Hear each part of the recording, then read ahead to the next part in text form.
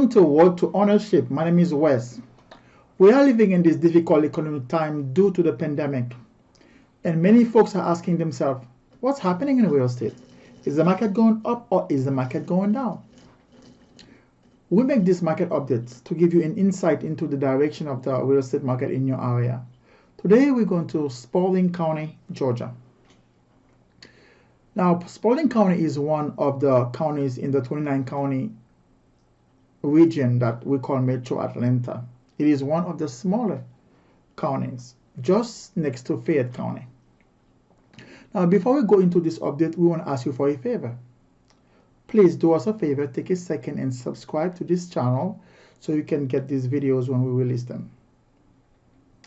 This market update will focus mainly on single-family detached homes. We will not include data from condominiums and townhomes. But just to share with you a little bit about condominiums and townhomes, we actually don't have any data on condominiums. It looks like we did not find enough sales volume for condominiums and townhomes for Spalding County, Georgia for the third quarter 2020. Now, we want to share with you two macroeconomic metrics. These numbers are not specific to Spalding County, they're national numbers.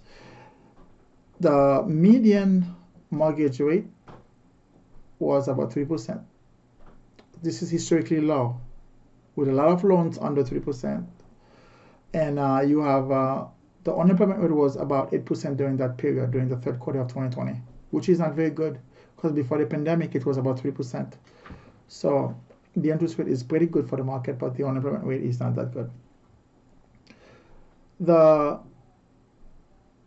We have a group of metrics that we're going to cover. These metrics are divided into three categories. The price metrics, we have supply metrics and demand metrics. This is pretty much, is price going up or down? Do we have enough homes for sale in the marketplace? And do we have enough buyers out to buy the homes in the marketplace?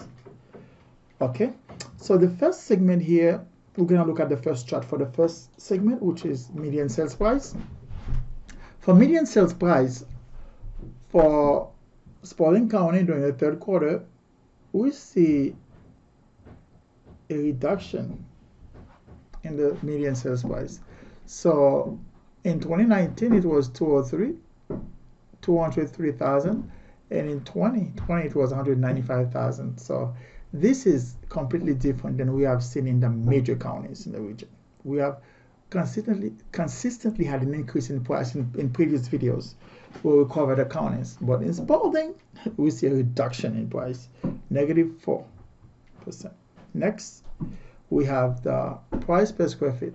Again, in Spalding County, we see a reduction. Pretty much -2% reduction in price per square feet in Spalding County, which is not consistent with the rest of the region.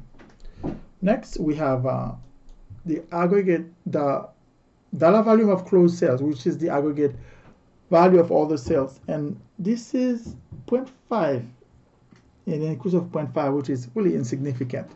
So we see a difference. In Spalding County, we cannot say that we see an increase in price. Next category here, which is supply. The first chart is new listings. So new listings in Spalding County, we see an increase of 39%. So in Spalding County, this is a whole different situation here in Spalding County compared to the other counties in Georgia. In most of the counties in Georgia, the major counties, we saw significant decrease in new listings year over year, but in Spalding County, we see an increase of almost 40%. Next, we see number of homes for sale. Again, here we see a small reduction of number of homes for sale, -2.9.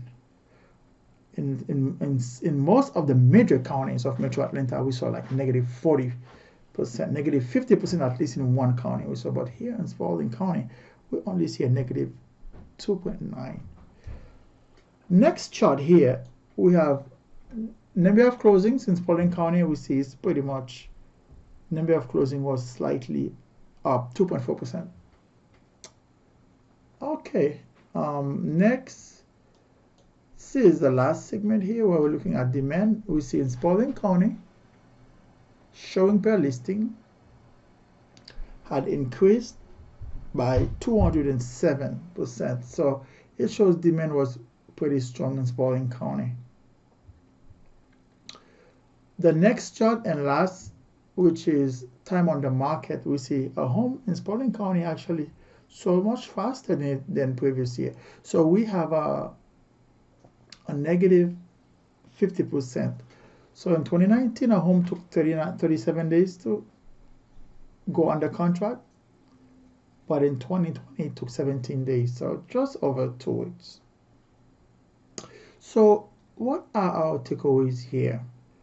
We did not actually see an increase in price in Spalding County, and it was not consistent in all the charts. And for supply, I mean, supply was pretty good. I mean, it was actually very good in Spalding County compared to the other places, and also, but demand itself was consistent with the other counties because demand was also pretty strong in Spalding County. So this actually, I would be neutral on this. I would not say this was a seller's market in Spalding County. This is much more like a neutral situation. But as far as buyers are concerned, I would say the interest rate is a national metric, so still very low at 3%. So that was the incentives for buyers in Spalding County. This was a quick look at the real estate market in Spalding County for the third quarter 2020. Thank you.